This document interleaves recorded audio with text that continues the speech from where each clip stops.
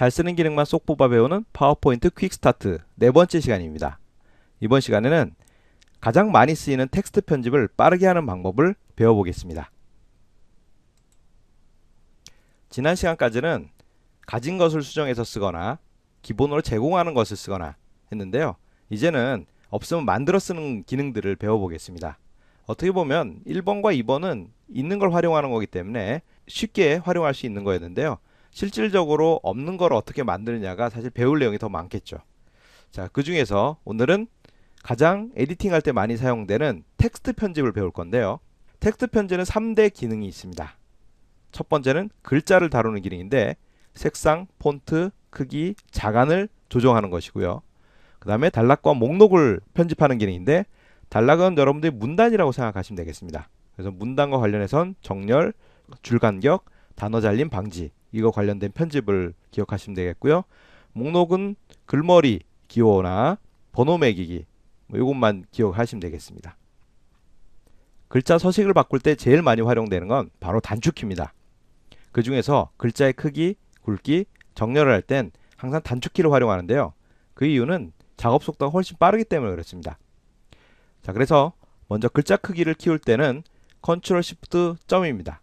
마침표. 그리고 글자 크기를 작게 할 때는 컨트롤 시프트 쉼표입니다.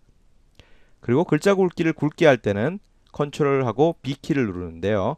자, B키를 한 번 더 누르면 글자 크기가 굵어졌다, 얇아졌다 이렇게 바뀝니다. 자, 글자 정렬은 왼쪽 정렬의 경우 컨트롤 L, 가운데 정렬은 컨트롤 E, 그 다음 오른쪽 정렬은 컨트롤 R입니다. 그리고 굉장히 중요한 단축키 두 개를 말씀드리겠는데요. 서식을 복사하고 붙이는 단축키입니다. 자, 컨트롤하고 C를 누르면 그냥 복사했었죠. 그리고 컨트롤 V를 눌렀을 땐 복사한 걸 붙이게 하는 거였는데요. 서식 복사는 객체나 그게 텍스트를 복사하는 게 아니고요. 객체 단위로 복사하는 게 아니라 서식만 복사를 합니다. 그래서 컨트롤 시프트 C를 누르면 화면상에 아무 변화가 없어요. 그런데 그 서식을 복사해서 다른 객체를 선택한 다음 컨트롤 시프트 V를 누르면 복사한 서식이 그대로 지금 선택되어 있는 그 객체에 그대로 옮겨갑니다. 이 기능 굉장히 많이 활용되니까요. 잘 기억을 해두세요. 다음 텍스트 색상, 폰트, 자간의 변경은 단축키보다는 단축키가 정의되어 있지 않기 때문에 이거는 메뉴를 활용을 합니다. 그런데 이들 메뉴를 쓸 때는 텍스트를 먼저 선택해야 됩니다. 그리고 텍스트를 선택할 때 먼저 폰트를 바꿀 때는 홈 탭에 보면 글꼴란에 폰트를 바꿀 수 있는 메뉴가 있고요. 그 다음에 자간을 조정할 수 있는欄은 가나에서 그 다음에 화살표가 좌우로 되어 있는 이 버튼을 누르면 되는데요. 여기 보면 옵션이 5개가 있습니다. 매우 좁게, 좁게, 표준으로, 넓게, 매우 넓게 이렇게 되어 있는데요.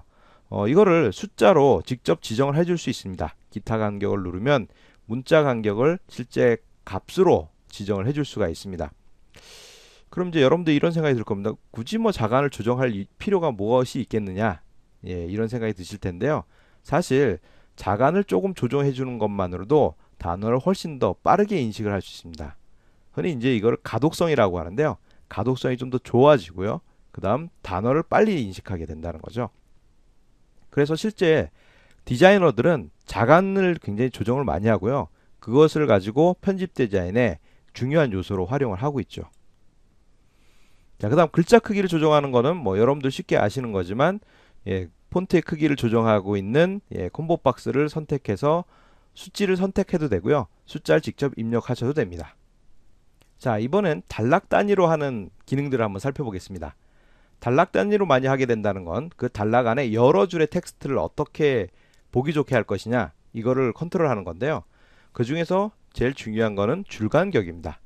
그러니까 많은 사람들이 줄간격을 간과하는 경우가 많아요. 글자 크기만 키우면 굉장히 잘 보일 것이라고 생각하는데요. 의외로 글자 크기를 줄이고 줄간격을 잘 조정하면 읽기가 훨씬 좋아집니다. 즉 가독성이 좋아지는 거죠. 자, 보기와 같이 단락 메뉴에 보면 아래 위 화살표로 되어 있는 아이콘이 있고요. 그걸 누르면 그림과 같이 1.0부터 3.0 그 다음 밑에 줄간격 옵션이라고 되어 있는데 요거의 수치의 배경은 줄간격을 배수 단위로 한 글자 크기 단위로 할 것인지 1.5 크기로 할 것인지 이거로 지정을 하게 되어 있고요. 이미 제시되어 있는 것들을 하나 선택해도 되지만 줄간격 옵션을 줘서 좀 더 미세하게 조정할 수 있습니다. 자, 그때는 자, 배수를 선택을 하고 값을 지정하면 됩니다. 그래서 한 줄, 1.5줄 이걸 선택하는 것이 아니라 배수 간격을 배수 옵션을 줘서 값을 지정하면 됩니다. 그리고 참고로 단락에 보면요. 예. 자, 맞춤이라고 하는 게 있죠. 이게 정렬입니다. 정렬과 관련된 메뉴인데 실제로 여기서 직접 뭐 선택해서 쓰기보다는 정렬은 아까 배웠던 단축키로 더 많이 활용을 하고 있죠. 자, 우리가 혼동하는 개념 중에 하나가 뭐냐면 단락 나누기와 줄 바꿈입니다. 흔히 줄 바꿈과 단락 나누기를 구분을 못해서 되게 줄 바꿈의 기능도 단락으로 처리하는 경우가 많은데요. 자, 단락과 줄 바꿈을 어떻게 구분하는지 이제 설명드리겠습니다. 단락의 경우는 글머리 기호를 붙였을 때 엔터를 누르면 새로운 항목이 시작되죠. 이건 단락입니다. 단락이 구분돼요. 예. 자, 그런데 줄 바꿈은 어떻게 다른 거냐면 예. 새로운 항목이 시작되는 게 아니라 그 밑에 그냥 단지 행만 바뀌어요. 그러니까 서식이라든가 이런 게 같은 거로 묶여진다는 거죠. 한 단위로 묶여진다는 거죠. 예. 그래서 줄 바꿈을 할 때는 어떻게 해야 되냐면 Shift Enter를 누르면 그냥 줄 바꿈만 이루어집니다. 자, 그래서 요 개념을 잘 기억을 해 두시기 바랍니다. 단락과 관련해서 꼭 반드시 해야 되는, 반드시 처리해야 될 것이 하나 있는데 그게 바로 단어 잘림 방지입니다. 대개는 단어 잘림 방지를 하지 않았을 땐 그림처럼 아직, 삼성전자, 것으로 이런 식으로 이 끝에 있는 단어들이 잘려나갑니다. 즉 임의대로 그냥 문단을 좌우로 맞추다 보니까 단어가 잘려나가는 걸 그냥 용인하는 거죠. 하지만 이렇게 단어가 잘리면 읽기가 불편해집니다. 빨리 읽을 수가 없게 되죠. 그래서 이걸 해결하기 위해서 자, 파워포인트는 단어 잘림 방지 기능을 제공하고 있는데요. 자, 오른쪽 클릭을 하면 그림과 같은 메뉴가 뜨고 단락 메뉴를 선택하면 다이얼로그가 뜹니다. 자, 거기서 한글 입력 체계라는 탭을 눌렀을 때 그 두 번째 항목을 보면 한글 단어 잘림 허용이라고 되어 있는데 이 체크를 풀어줍니다. 대개는 아마 체크가 되어 있을 건데 이 체크를 풀어주셔야 그림처럼 단어가 잘리지 않고 깔끔하게 텍스트를 읽을 수 있도록 단어가 정리가 됩니다. 그래서 요거를 대개는 이 기능을 잘 몰라서 그냥 잘려진 채로 텍스트를 편집하는 경우가 많은데요. 자, 요거는 꼭 처리해 두시는 것이 좋습니다. 항목을 구분하거나 또 항목에 일렬 번호를 넣을 땐 글머리 기호나 번호 매기기를 합니다. 자, 그거는 홈 탭의 단락에 있는데요. 자, 먼저 점점점으로 되어 있는 이 버튼을 누르면 글머리 기호를 넣을 수 있습니다. 각 항목별로 어떻게 보면 단락이죠. 단락별로 맨 앞에 글머리를 넣어주는 거죠. 자, 그런데 거기에 이제 옵션이 될 수 있는 글머리 기호 및 번호 매기기 이걸 누르면 다이얼로그가 뜨고 거기에서 내가 원하는 글머리들을 직접 넣어줄 수 있습니다.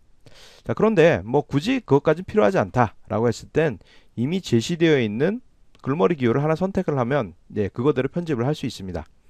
자, 그게 없는 경우 자, 내가 여기 있는 기호를 내가 독특한 기호를 하나 넣고 싶다라고 했을 때는 거기에 사용자 지정이라고 하는 버튼이 있는데요. 그걸 누르면 기호를 선택할 수 있는 메뉴가 뜹니다.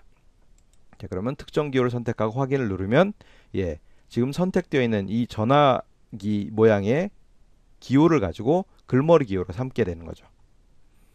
자, 바로 옆에 있는 버튼, 이 옆에 있는 버튼을 누르면 이거는 번호를 매길 수 있는 번호 매기기 기능입니다.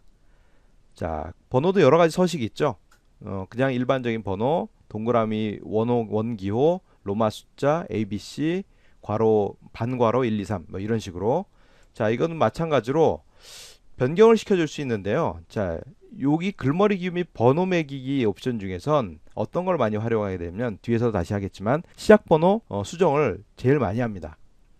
자, 그럼 시작 번호 수정을 언제 어느 상황에서 하느냐? 그림처럼 보시면 텍스트 박스가 두 개가 있습니다. 그렇죠? 앞에 자, 번호 매기가 되어 있는데 이 두 개의 텍스트가 떨어지면서 1, 2, 3, 4로 갔어야 되는 게 1, 2, 1, 2로 갔던 거죠. 그래서 요 앞에 번호 매기기를 다시 3, 4로 될 수 있게 재조정을 해줘야 됩니다. 자, 그래서 그걸 어떻게 하느냐? 자, 여기에 글머리 기호 및 번호 매기기 자, 그 상태에서 시작 번호라고 하는 게 있죠. 이 시작 번호를 수정해주면 다음과 같이 3, 4로 바꿔서 글머리를 지정해 줄 수 있습니다. 요 기능도 많이 활용되니까요. 꼭 기억을 해두시기 바랍니다. 이번 시간 배운 내용 정리해 보겠습니다. 글자 크기를 변경하거나 정렬을 바꾸거나 굵기를 변경했을 때 썼던 단축키들이 있었죠. 자, 이것들은 분명히 단축키로 편집을 하셔야 됩니다. 그거 관련해서 서식 복사 기억나시나요? 다시 한번 확인하겠습니다. 서식 복사의 단축키는 Ctrl Shift C로 복사하고 Ctrl Shift V로 붙여넣기를 한다. 자, 실습편에서 반드시 같이 실습을 해보시기 바랍니다. 다음, 메뉴를 통해서 글자의 속성을 바꾸는 것, 서식을 바꾸는 건 색상, 폰트, 자간 이런 것들을 통해서 글자의 속성을 바꿔주고, 단락 메뉴에서는 줄간격, 단어 잘림 방지 이런 것들을 해봤습니다.